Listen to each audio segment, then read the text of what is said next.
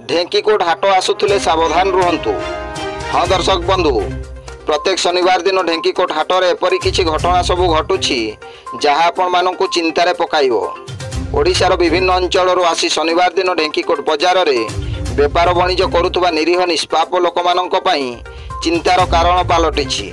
प्रत्येक शनिवार दिन ढेंकीकोट हाटरू साइकेल मोटरसाइकेल लुना एवं घर मानंकरे प्रवेश करी चोर माने धन संपत्ति सबु लुटी नौथुबा बेले धीरे धीरे ग्रामांचल आड़क चोर मानंकर चेर लंबी लंबी जाउछि।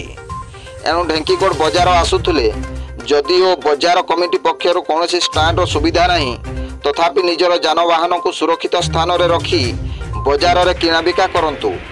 कारण आपण मानंकर साइकेल किंबा मोटरसाइकेल हजिगले आउ खोजिले पाइबे नहीं बा ए नहीं पुलिस प्रशासन पाखरे अभियोग कले मध्य कौनसी लाभ हेउ नथिबा सुनिबाकू मिलुछि। ब्यूरो रिपोर्ट, जनजागरण ओडिया।